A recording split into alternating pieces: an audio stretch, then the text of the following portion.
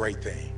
If you're waiting for that perfect moment, that perfect timing, it's not going to happen. You know what you have to do? You have to create the perfect time and the perfect opportunity and the perfect situation. That a lot of people become comfortable. They stop growing. They stop wanting anything. They become satisfied. People getting ready to go to jobs that they don't like. Jobs that are making them sick. You see, when you're not pursuing your goal, you are literally committing spiritual suicide. When you have some goal out here that you're stretching for and reaching for that takes you out of your comfort zone, you'll find out some talents and abilities you have that you didn't know you have. When the messenger of misery visits you, what are you going to do? What will keep you in the game? There are things that you think you'll never need to know, that you may only need to know one time in your life, but that could save your life because you had that knowledge. Unless you attempt to do something beyond that which you've already mastered, you will never grow.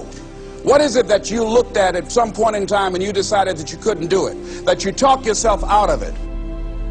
You're waiting on your next door neighbor to make it happen for you, it may not happen. If you're waiting on your mother or your father, they may be so ancient in their thinking that they don't understand this opportunity that you have. And if you're waiting on them, it may never get done. You don't beg average people to be phenomenal. You don't beg good people to be phenomenal. You just are phenomenal, and you will attract phenomenal.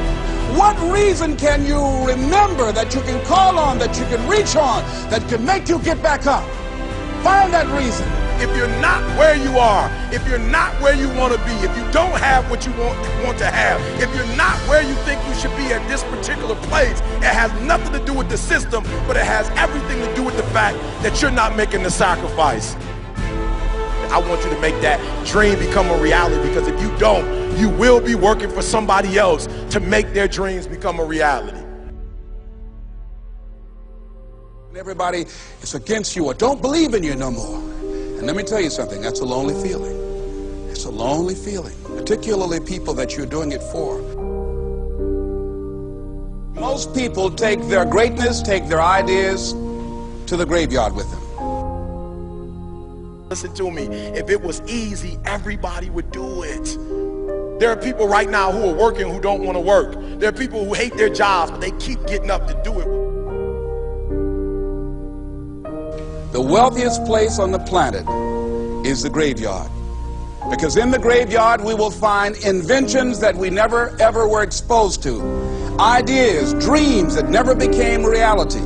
Hopes and aspirations that were never acted upon. Question is, what are you going to do with your time? What drives you? And greatness is a lot of small things done well. Day after day, workout after workout, obedience after obedience, day after day.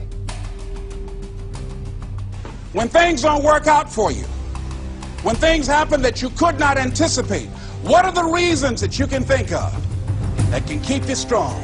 You will never ever be successful until you turn your pain into greatness, until you allow your pain to push you from where you are to push you to where you need to be. Stop running from your pain and embrace your pain. Your pain is going to be a part of your prize, a part of your product. I challenge you to push yourself. See, it's easy to be on the bottom. It doesn't take any effort to be a loser. It doesn't take any motivation, any drive in order to stay down there on a low level. But it calls on everything in you. You have to harness your will to say, I'm going to challenge myself. I mean that what you did last week don't count. Today is the only important day. There are 86,400 seconds in a day, and how you use those are critical. You got 86,400 today, and what you do today is going to cement who you are. Nobody's going to talk about what you did last week. That the biggest enemy you have to deal with is yourself. There's an old African proverb that says, if there's no enemy within, the enemy outside can do us no harm. you have this opportunity of a lifetime. It means absolutely nothing if you don't take advantage of it in the lifetime of this opportunity. I got a saying that when life knocks you down, try and land on your back, because if you can look up, you can get up. If you want a thing bad enough to go out and fight for it, to work day and night for it, to give up your time, your peace, and your sleep for it, if all that you dream and scheme is about it, and life seems useless and worthless without it. See, it's time now. If you want to make this your decade, you've got to start saying yes to your life. You've got to start saying yes to your dreams, yes to your unfolding future, yes to your potential, as opposed to saying no. When you die, die on E. Leave no dream left behind, guys. Leave no opportunity left behind.